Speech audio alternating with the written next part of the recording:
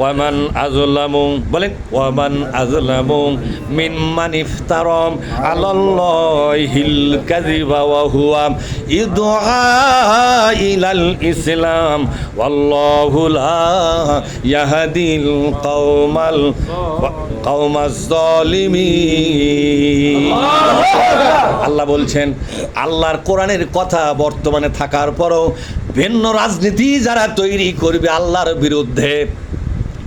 আজকে কোরআন শরীফ বলে একত্ববাদ, কোরআন শরীফ কি বাদ? একত্ববাদ। আপনি তৈরি করলেন ধর্মনিরপেক্ষতাবাদ, বলেন তো একত্ববাদের পক্ষে হলো না বিপক্ষে চলে গেল? আল্লাহ বলছেন আমার বিরুদ্ধে নতুন রাজনীতি যারা তৈরি করবে এরা হলো কুখ্যাত জালেম। আমি কি বানায় বললাম নাকি? বলেন তো ধর্মনিরপেক্ষতাবাদ এটাও তো একটা দলের রাজনীতি ছিল। বিগত লেডি ফিরাউন ছিল বিগত 15.5 বছর। কয় বছর? লেডি ফিরাউনের নাম কি? শেখ হাসিনা ছিল বাংলাদেশের লেডি ফিরাউন। একে হিটলার মনে করা হয়। এই মহিলাটা কি ফিরাউন জোরে? এই জন্য আপনারা সবসময় মানুষের দাওয়াত, আল্লাহ নবী কি বলেছেন একটা হাদিস শোনেন, তোমাকে যখন দাওয়াত দিবে দাওয়াতটা কবুল করতে হবে। মুসলমানদের 6টা দায়িত্ব, জোরে কোন? আল মুসলিমু বলেন আল মুসলিমু লিল মুসলিমি সিত্তু খেসাল। একজন মুসলমান আর একটা মুসলমানের জন্য 6টা হক আছে। কয়টা হক? দাওয়াত যখন দিবে দাওয়াত কবুল করতে হবে, মরে গেলে জানাজা যেতে হবে, ঠিক না বে ঠিক? অসুস্থ হলে দেখতে যেতে হবে, বিপদে পড়লে পাশে দাঁড়াতে হবে। দাঁড়াতে হবে কিনা জোরে কোন? এইভাবে নবী বলেন এরকম করে 6টা হক আছে। জোরে কোন কয়টা? আজকে 2টা হক চলতেছে। দাওয়াত দিয়েছি কোরআন শোনার, দাওয়াত কবুল করবেন, আর একটা দাওয়াত দিয়েছি খাদ্য খাওয়ার, এটা কবুল করা লাগবে কিনা? আপনি কোটিপতি লোক, বিশ্ব নবীকে গরিবরা যখন দাওয়াত দিছে এই গরিবের বাড়ির যাই নবী বসে পড়ছে, ঠিক না? এক গরিব দাওয়াত দিছে, হুজুর আপনার দাওয়াত। আস্তে আস্তে কানে কানে কইছে হুজুর আপনার দাওয়াত, আপনি না খায় আছেন 3 দিন পর্যন্ত। আমি শুনলাম ছোট্ট একটা বকরির বাচ্চা আছে গো নবী, কিছু আটা আছে, আপনি একটু আমার বাড়িতে আসবেন, আপনি তৃপ্তি করে খাওয়াবো। বলছে আচ্ছা যাও, আসতেছি, ইনশাল্লাহ আসতেছি। কি বললো?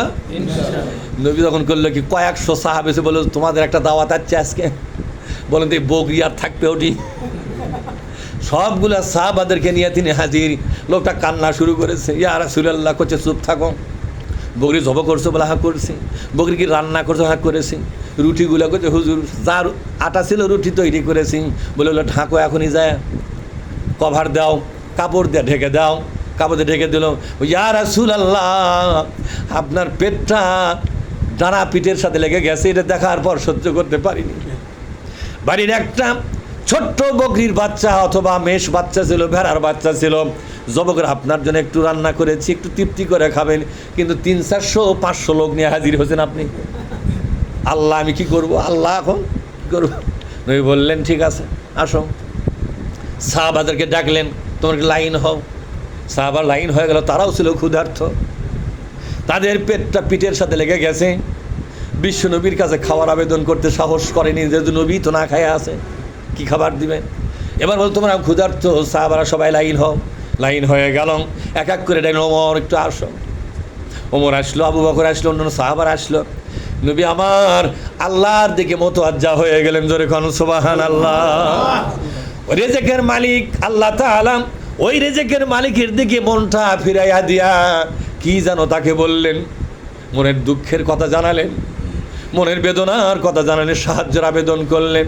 আল্লাহর নাম নিয়ে রুটির মধ্যে হাত দিলেন, রুটি বের করেন, গোস্ত রুটিতে ভরে দেন, টোকলা করে সাহাবার হাতে দেন, চলে যায়। এক এক করতে করতে 500 সাহাবা পার হয়ে গেল। এবার পরিবারের লোকদেরকে ডাকলেন, ডেকে বললেন তোমরা আসো, তোর তো এত কান্দো কেন? কান্নার তো কিছু নাই। পরিবারের লোকজন আসলো, তারা একটা করে রুটি, মানে রুটি বেশ পরিমাণ করে রুটি এবং গোস্ত, রুটি ভরা, একবার রুটি ভরা গোস্ত দিয়ে বিদায় করলেন। সর্বশেষ যখন আর কেউ নাই, বিশ্বনবী রুটি নিলেন, নিজে গোস্ত নিলেন, নিয়ে খেতে বসলেন। ঢাকায় থাকলো, ওদেরকে বললেন যা থাকলো তোমরা পরে খেয়ে নিও। সাহাবারা কান্দে আর খায় আর বলে ইয়া রাসূলুল্লাহ আজকে রুটি গোস্ত যেটা খেলাম এর চাইতে স্বাদের গোস্ত, স্বাদের রুটি জীবনে খাই নাই। পরে দেখা গেল যে পরিমাণ রুটি করা ছিল সেই পরিমাণ রুটি ওভাবেই আছে। তাহলে এতক্ষণ খালো কি বলেন তো? ম্যানেজমেন্টটা কোত্থেকে হয়? তাহলে গরিবের বাড়িতে দাওয়াত দিলে কি অবহেলা করা যাবে?